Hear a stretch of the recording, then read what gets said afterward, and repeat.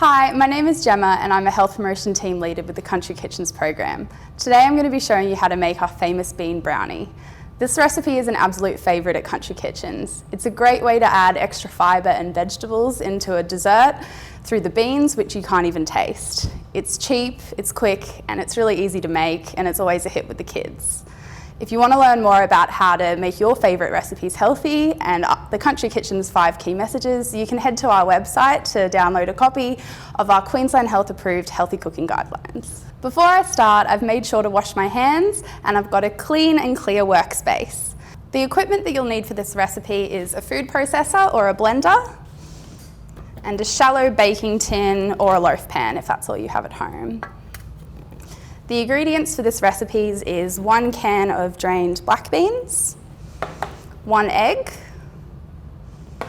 1/3 of a cup of brown sugar, 1/2 cup of rolled oats, 2 tablespoons of cocoa powder, 1/2 teaspoon of baking powder, 1 teaspoon of vanilla, 1 tablespoon of coffee, and I've just made this with instant coffee, 2 tablespoons of chocolate chips, 2 bananas for serving on the side, and 1/4 cup of grapeseed oil.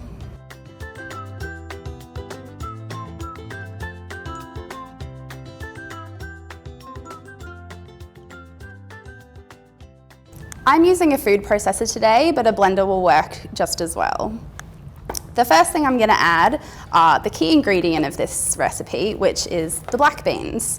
Some people don't know that black beans are actually a legume and that they count towards your veggie serves for the day. The bananas that we'll add to serve on the side are also a really great way to sneak in some fruit.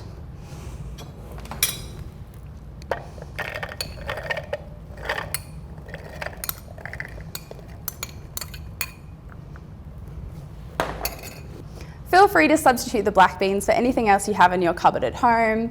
Cannellini beans or butter beans work really well as well. Next I'm going to add the brown sugar, and this recipe only calls for 1/3 of a cup, which is a lot less than a standard brownie recipe. We're going to get a lot of natural sweetness from the chocolate chips that we sprinkle on the top at the end, as well as the banana that we're going to serve on the side.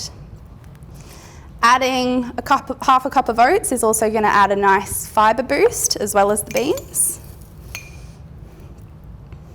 And here at Country Kitchens, we really like to add just a tablespoon of coffee. It gives a really nice, rich flavour to that chocolatey brownie. But if you wanted to make this more kid-friendly, you could remove this and add some orange zest instead.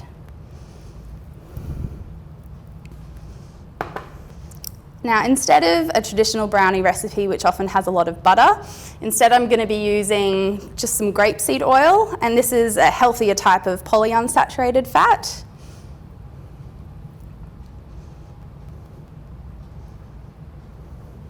The grapeseed oil adds a really nice flavour, but if you don't have any on hand, you can substitute this for olive oil or any other vegetable oil.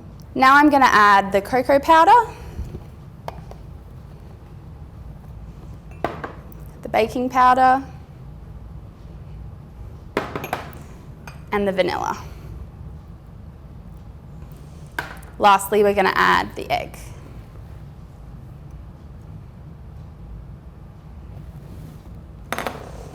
Now all these ingredients are in the food processor, we're just going to make sure that we blend this until it's really nice and smooth. If you need to stop and spoon down the sides to make sure that everything's getting nice and blended, you can do that.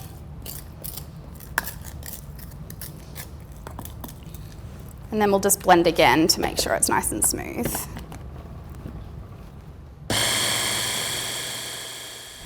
Now we're going to make sure that we prepare our baking tray so that the brownie doesn't stick, and to do that I've just got a piece of baking paper. A really good tip to make sure that we can line this without the use of butter or oil and that the paper will stick to the edges of the pan is just to scrunch it up into a ball, and then when we open it up it'll just hug the sides of the pan really easily.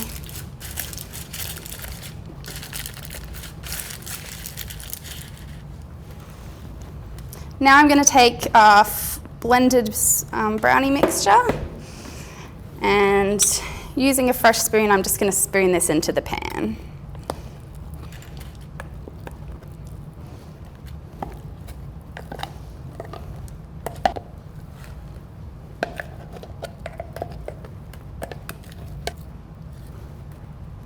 Once you've got as much mixture as you can out of that, just use the back of your spoon to spread the mixture to the sides of the pan.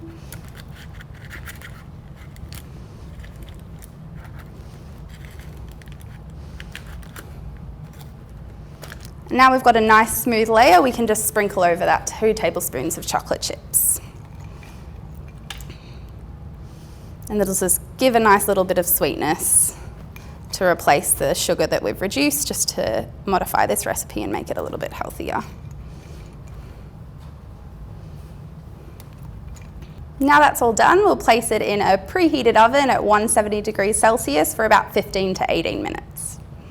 So while your brownie's in the oven, you can slice your banana to prepare to serve on the side. You can swap the banana for any other fruit you like. Raspberries or strawberries also work really well with the chocolatey flavour of the brownie. Once your brownie's finished baking, you can pull the tray out of the oven. Make sure you wait until it's completely cool before slicing, and if you have any pieces left over, best to store these in the fridge. If you enjoyed this recipe, head to the Country Kitchen's website for loads more great recipes.